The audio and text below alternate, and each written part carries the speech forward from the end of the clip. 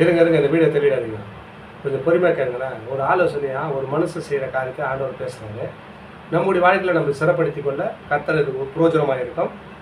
சங்கீதம் 26:1. கர்த்தாவே, என்னை நியாயம் விசாரியும், நான் என் உத்தமத்திலே நடக்கிறேன், நான் கர்த்தரை நம்பியிருக்கிறேன், ஆகையால் நான் தள்ளாடப்படுவதில்லை. பாருங்கள், எங்கே போனாலும் தள்ளாட்டம் தான், நமக்கு தடுமாற்றம் தான், உயர்வே கிடைக்காது.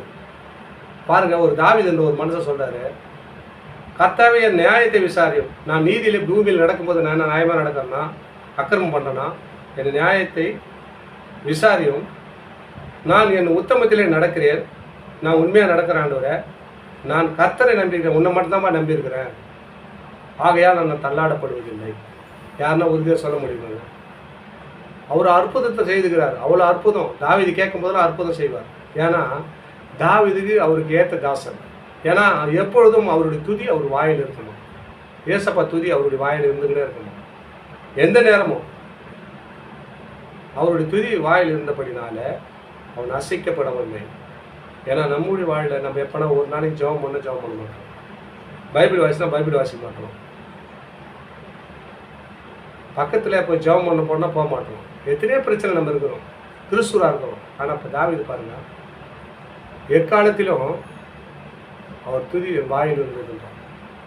ஆடு மேய்ச்சிருந்த தாவீதை ராஜாவை மாற்றினார். காரணம் பார்த்தியா? அதுதாங்க, தேவனுக்கும் அவருக்கும் என் நியாயத்தில் நான் நடக்கிறான்றத, நான் என் உத்தமத்தில் நடக்கிறேன், நான் உன்னை நம்பியிருக்கிறேன், நான் அசைக்கப்படுவதில்லை. யாரெல்லாம் கர்த்தரை நம்புறீங்க, உங்கள் வாழ்க்கை அசைக்கப்படாது, தள்ளாடப்பட மாட்டீங்க. ஏன்னா இயேசுக்கிட்ட இருந்தவங்க யாரும் தள்ளாடப்படுவதில்லை. ஆடு மேய்ச்ச ராஜாவை மாற்ற உங்களை மாற்ற மாட்டாரா? நிச்சயமாக மாற்றுவாருங்க. நாம் உறுதியாக பற்றி கொள்ள வேண்டும். அவருடைய பிரமாணத்தில், அவருடைய வசனத்தில் கை கொண்டு அவர் வழியில் நடக்கும்போது நிச்சயமாக தாவீதை போல ஆடு மேய்ச்சிருந்த தாவீதை உயர்த்தினவர் உங்களுடைய வாழ்க்கையை உயர்த்தி ஆசீர்வதிக்க வல்லவராக இருக்கிறார். ஆமென். தொடர்ந்து இந்த வீடியோ பாருங்கள். அநேக வார்த்தைகளோட ஆண்டவர் உங்களோட பேசுகிறார். சப்ஸ்கிரைப் பண்ணி பாருங்கள், லைக் பண்ணுங்கள், அநேக ஷேர் பண்ணுங்கள். God plus.